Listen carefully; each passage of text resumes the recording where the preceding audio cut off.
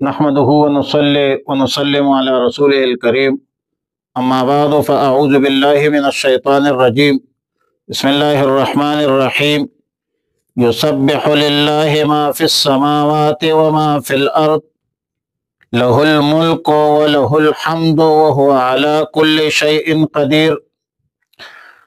پارہ نمبر 28 سورہ تغابن، رکوع 1 آیات نمبر 1 اور 2۔ سورہ تغابن مدنی صورت ہے، 18 آیات اور 2 رکوع پر مشتمل ہے۔ ترتیب جموعی کے اعتبار سے 64ویں نمبر پہ ہے اور ترتیب نزولی کے اعتبار سے 108 نمبر پہ ہے۔ نزلت بعد سورۃ التحریم، سورہ تحریم کے بعد اور سورہ صف سے پہلے نازل ہے۔ وجہ تسمیہ اظہر ہے کہ آیات نمبر 9 میں فرمایا کہ یوم یجمعکم لیوم الجمع ذالک یوم التغابن۔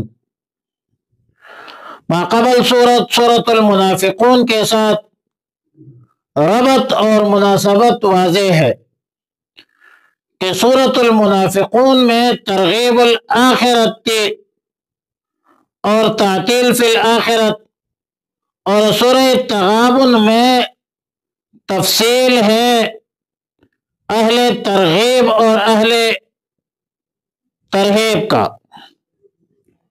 موضوع سورت امام الاولیاء امام احمد علی لاہوری رحمہ اللہ الباری بیان فرماتے ہیں کہ آیات انفس و آفاق رسول اللہ صلی اللہ علیہ وسلم کے اتباع کے لیے مجبور کرتے ہیں، اور رسول اللہ صلی اللہ علیہ وسلم کے اتباع سے ہی قیامت کے دن فوز عظیم حاصل ہوگا۔ رفع موانع تو 4 ہے، جس کے پہلے نمبر پہ تو فرائض ہے، اور خاص کر فرائض سرفروشاں، جس کے توضیح سورہ صف کی ابتدا میں ذکر ہو چکی ہے۔ نمبر 2 جذبات فطرت،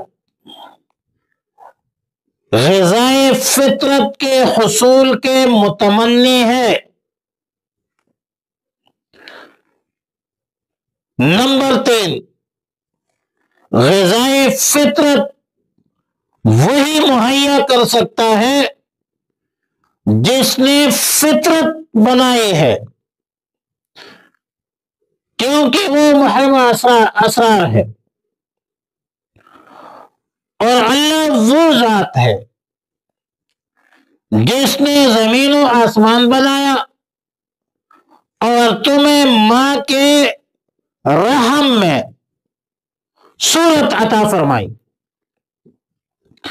اللہ کا علم، نمبر 4 اللہ کا علم زمین و آسمان پر حاوی ہے، اور تمہاری استعدادات مخفیہ اور ظاہریہ کو بھی اللہ رب العالمین خوب جانتا ہے۔ آیت نمبر 1 میں فرمایا، ظاہر سورت مسبحات میں سے ہے، ان سورتوں میں سے ہے جس کے ابتدا میں سبح یسبح و سبح کے الفاظ آئے ہیں، تو اللہ تعالیٰ نے فرمایا یسبح للہ ما فی السماوات و ما فی الارض، سب چیزیں جو کچھ ہیں آسمانوں میں زمینوں میں، سب اللہ کی تسبیح بیان کرتے ہیں، قالن یا حالن، زبان سے یا اس کے حالت، بلکہ ہر چیز اللہ کی تسبیح بیان کرتے ہیں۔ وَإِن مِّن شَيْءٍ إِلَّا يُسَبِّحُ بِحَمْدِهِ وَلَكِن لَا تَفْقَهُونَ تَسْبِيحَهُمْ۔ اللہ کی سلطنت کی سلطنت پوری کی پوری ہے یا پوری کی پوری سلطنت اللہ ہی کی ہے. لائق حمد و تعریف صرف اور صرف اللہ کی ذات ہے. الحمدللہ رب العالمین. الف لام استغراقی ہے. عرش سے لے کر فرش تک، مشرق سے لے کر مغرب تک، شمال سے لے کر جنوب تک، کائنات عالم کے ذرہ ذرہ میں ہر حامد کے حمد مختص ہے اللہ رب العالمین کے لیے، جو پورے عالم کا پالنے والا ہے، جو پورے عالم کا خالق ہے، جو ہر چیز پر قادر ہے. اللہ رب العالمین تمام صفات کمالیہ پر متصف ہے. اور جب اللہ رب العالمین المستجمع لجمیع صفات الکمال ہے تو اللہ کی اطاعت ہی واجب ہے، کیونکہ اللہ ہمارا خالق ہے، اللہ ہمارا مالک ہے، اللہ ہمارا رازق ہے. اللہ تعالیٰ نے ہمیں پیدا کیا ہے، اللہ تعالیٰ ہمیں رزق دیتا ہے، اللہ ہمارا مالک ہے. عزت اللہ کے قبضے قدرت میں، ذلت اللہ کے قبضے قدرت میں، اولاد اللہ کے قبضے قدرت میں. اللہ کی اطاعت ہر حال میں، ہر لحاظ سے، ہر زاویہ سے واجب ہے. عقل کا بھی تقاضا، نقل کا بھی تقاضا. اللہ کی نافرمانی ہر لحاظ سے قبیح ہے، عقلاً بھی، نقلاً بھی، ہر زاویہ، ہر لحاظ سے یہ برا عمل ہے کہ آپ اللہ کی نافرمانی کریں. اللہ رب العالمین وہ ذات ہے خلقکم، جس نے تمہیں پیدا کیا ہے. دلیل انفسی، خلقکم جس نے تمہیں پیدا کیا ہے. فمنکم کافر ومنکم مؤمن، تم میں سے بعض کافر ہے، بعض مومن ہے. اور یاد رکھے کہ فمنکم میں فا تعقیبیہ ہے. تعقیب کس کو کہتے؟ ایک چیز کا دوسری چیز کے بعد ذکر کرنے پر دلالت کرتی ہے. تعقیب مال وصل یا پیدر پہ جو کہتے ہیں تعقیبیہ. تو اس سے معلوم ہوا کہ تخلیق میں کوئی کافر نہیں تھا.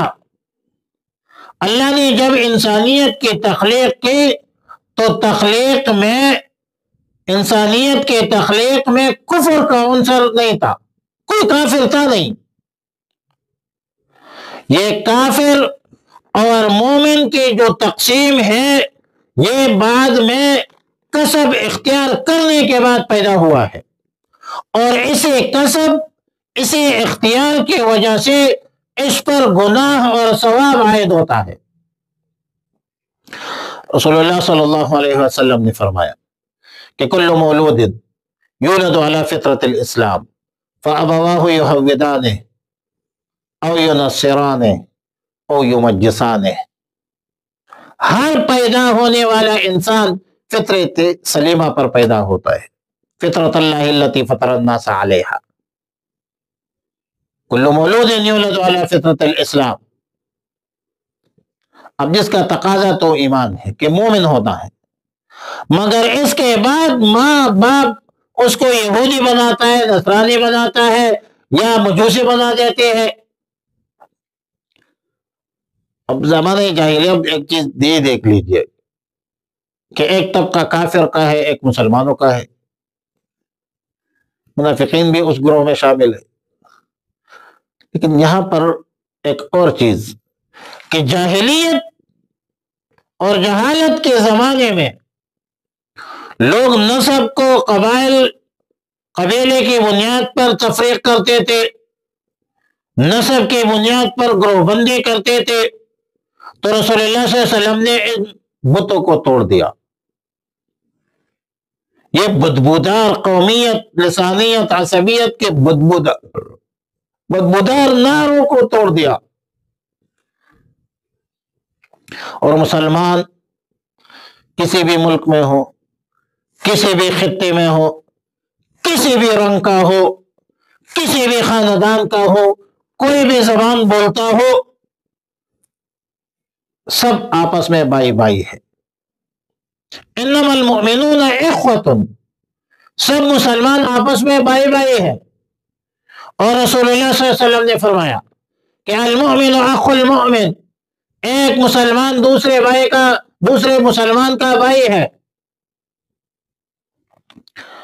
مثل المؤمن کجسد واحد، مسلمان ایک جسم کے مانند ہے، اگر جسم کے ایک حصے میں درد ہو، اشتکا عین ہو اشتکا کل، آنکھ پر درد تو پورا جسم درد کرتا ہے۔ لہذا مسلمان دنیا کے کسی بھی خطے میں ہو، کسی بھی علاقے میں ہو، کسی بھی محلے میں ہو، کسی بھی شہر میں ہو، کسی بھی ملک میں ہو، کالا ہو، گورا ہو، عربی ہو، عجمی ہو، کوئی بھی زبان بولتا ہو، جس نے بھی یہ کلمہ پڑھا ہے لا الہ الا اللہ محمد رسول اللہ، تو آپس میں بھائی بھائی ہے۔ اور جس طرح مسلمان ایک ملت ہے، اس طرح کفر بھی ایک ہے، الکفر ملت واحدہ، پورے کفر وہ بھی ایک ملت ہے، اور ان کا بھی ایک نصب العین اور ان کا بھی ایک طریقہ ہے کہ مسلمانوں کو کیسے مغلوب کیا جائے، دین اسلام کو کیسے مغلوب کیا جائے، وہ بھی پلاننگ کرتے ہیں۔ انہم یکیدون کیدا واکید کیدا فمہل الکافرین امہلہم رویدا، کہ اللہ کی تدبیر تو تدبیر ہے، اسلام غالب آئے گا، اسلام غلبے کے لیے آیا ہے۔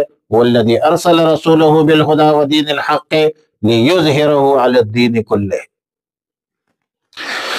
فرمایا یسبح للہ، تسبیح کرتی ہے اللہ کی، ما فی السماوات، جو کچھ آسمانوں میں ہے، جو مخلوق آسمانوں میں ہے، وما فی الارض، اور جو مخلوق زمین میں ہے، لہ الملک، اللہ کی حکومت ہے، سلطنت ہے، وَلَهُ الْحَمْدُ، اللہ ہی کے لیے حمد و تعریف ہے، وَهُوَ عَلَى كُلِّ شَيْءٍ قَدِيرٌ، اور اللہ رب العالمین ہر چیز پر قدرت رکھنے والا ہے۔ هُوَ الَّذِي خَلَقَكُمْ، اللہ وہی ذات ہے جس نے تمہیں بنایا ہے، پیدا کیا ہے، فَمِنْكُمْ كَافِرٌ، پس بعض تم میں سے کافر ہے، وَمِنْكُمْ مُؤْمِنٌ، اور بعض تم میں سے ایماندار ہے، مسلمان ہے، مومن ہے۔ واللہ، اللہ رب العالمین، بما تعملون، جو کچھ تم کرتے ہو، بصیر، دیکھنے والا ہے۔ اللہم ربنا تقبل منا انک انت السمیع العلیم وتب علینا یا مولانا انک انت التواب الرحیم، اللہم احسن عاقبتنا فی الامور کلها واجرنا من خزی الدنیا وعذاب الآخرہ، اللہم وفقنا لما تحب وترضى، صلی اللہ تعالی علی خیر خلق محمد وآلہ وسلم۔